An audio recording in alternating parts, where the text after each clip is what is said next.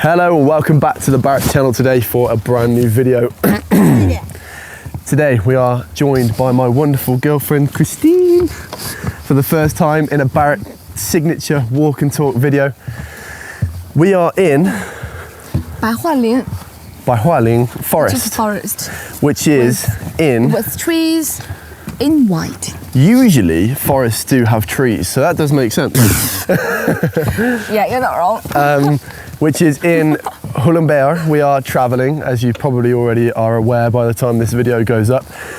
I am doing this period of travel with Christine. We went to Qinghai to start with. No, we went to Xi'an. Then we went over to Qinghai and Gansu, which are northwest China, and we finished up in northeast China in Hulunbuir. Mushroom again. We're gonna have to keep swapping sides because my arm gets tired. Okay. So, yeah, we're in Hulunbuir, which is in Inner Mongolia, province of China, and we've got about 3 days left before we return, and then I will be editing so much footage from the last 3 to 4 weeks of travels with Dad in Chongqing and with Christine all over northern China. So I'm looking forward to that. Oh. What we're going to be talking about today? We're going to talk about education.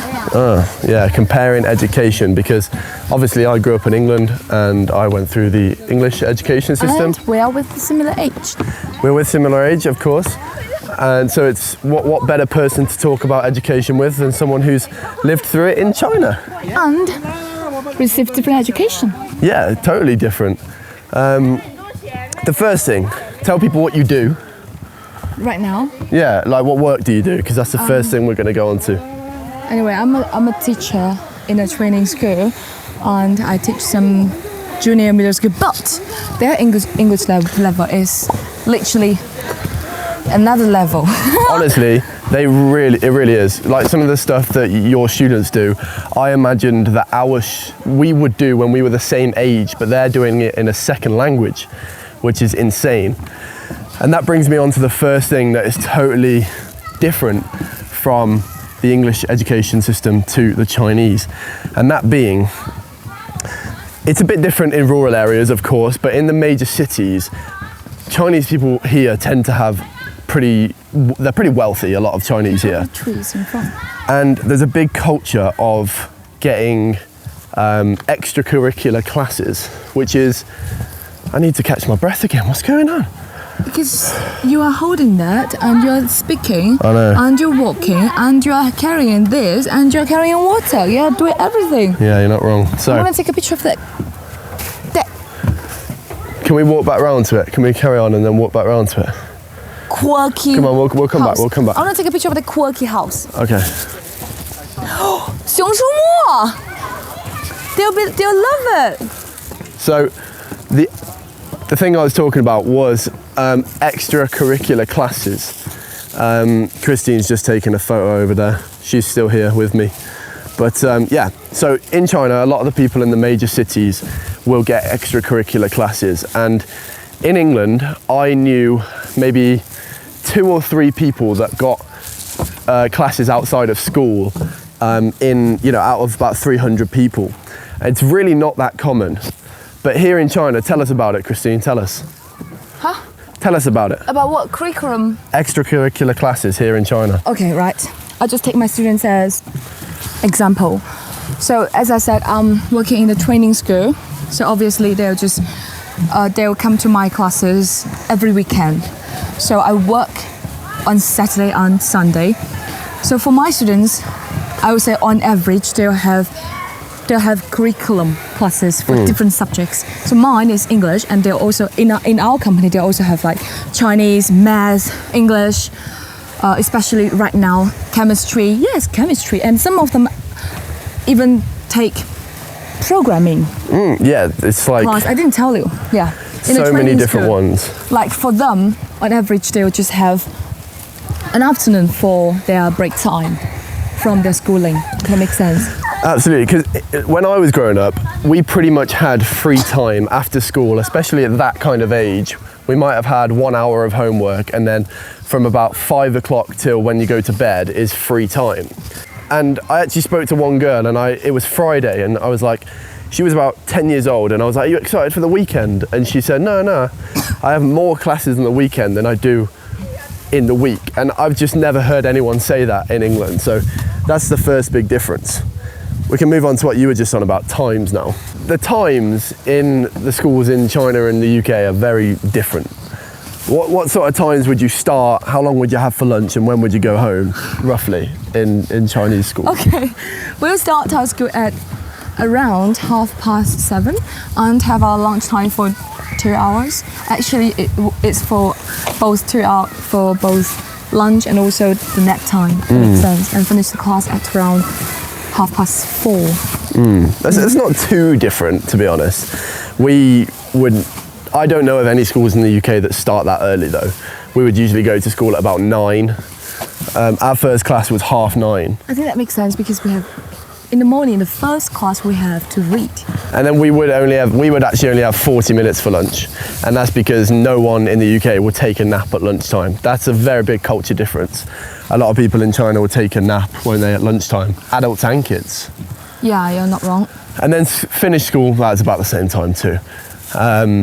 But then, to be honest, I was never a good kid at doing homework. I would often do the bare minimum that I could, and I would have the evenings free playing games or going out with my friends. That's all the very time. Chilled. Very chilled. And then you mentioned before about sleeping at school. You stayed in a dormitory, didn't you? I stayed in the dormitory when I first entered the junior middle school. Which is when you're how old? About? Oh, I'm not good at maths. Just about. Can't remember. About 13 to 14 years old. Okay. Is that quite common in because you grew up in... No. You can't say it's common in maybe either rural or urban area. Now Okay. it's common now. Because Right. for my students, I can tell for some top schools in Shenzhen, they have to stay in the dormitory when they enter the junior middle school. So you can't, it just depends on different schools. Okay. And also how far your home is from the school. Yeah, because a lot here am I right in saying that some parents will send their kids to a different school, a different area that's they will deem a better school, and they'll then stay over at the school from quite a young age. Wow, it's a good linker. So in order to enter a good school, so examination is very important in China. Oh, yeah. So that's the main reason why the Chinese schooling is so stressful. Right.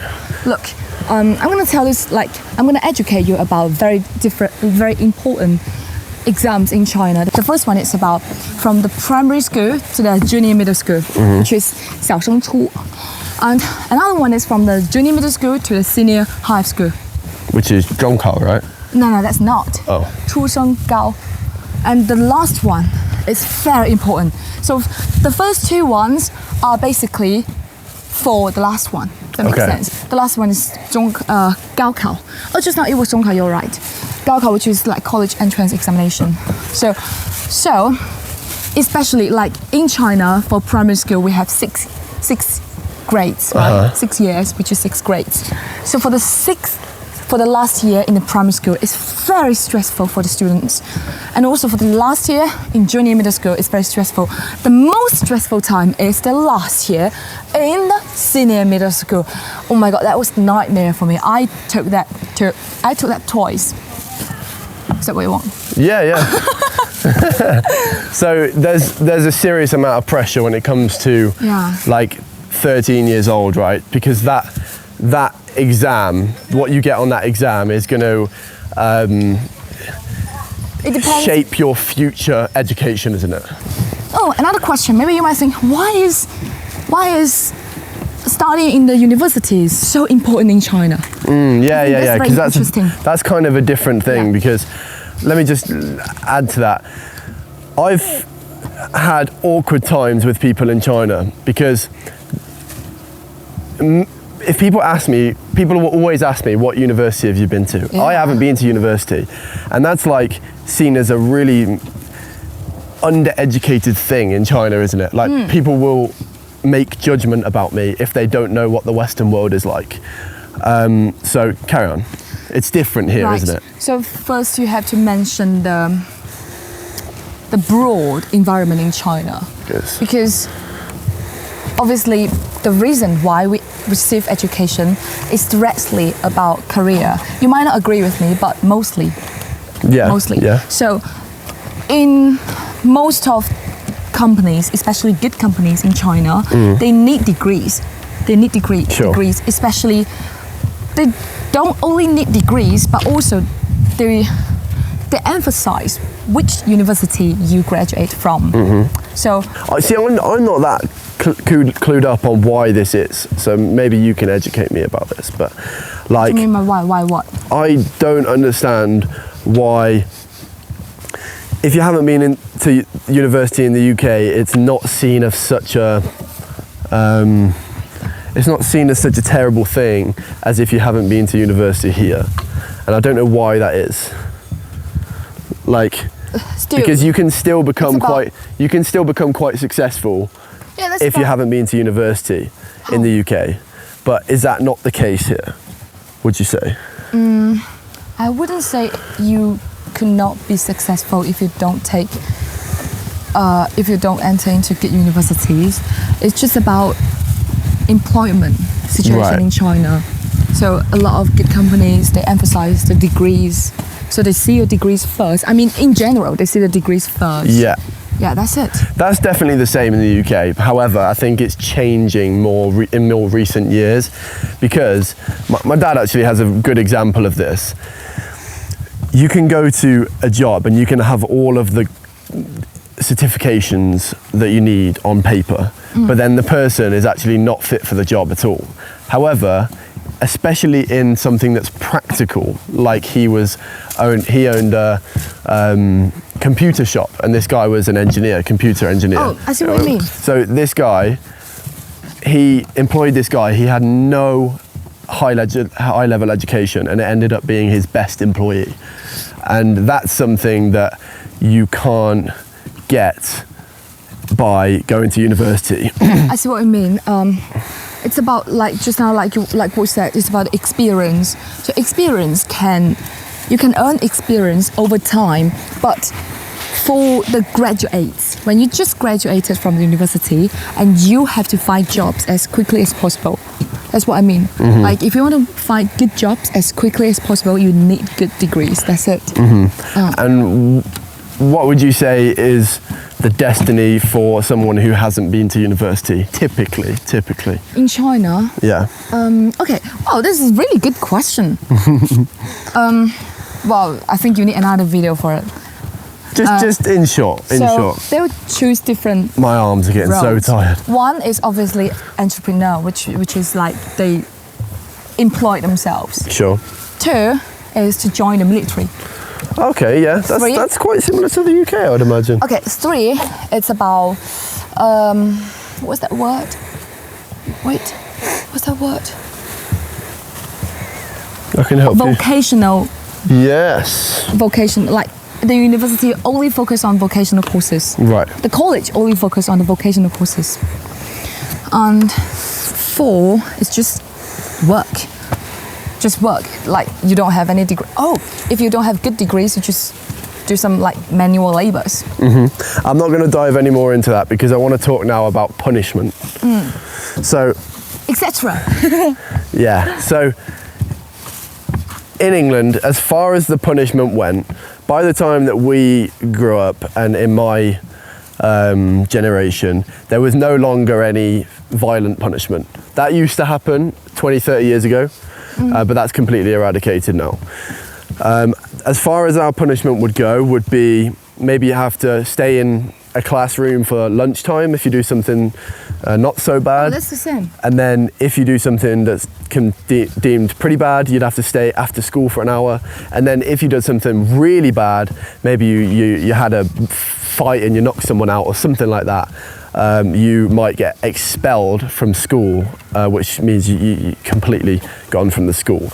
Now, what is the punishment like? Is it...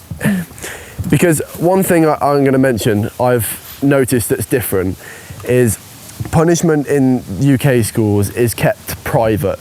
Like, it's not something that is told to other students. It's not something that other parents know about unless they find out from people.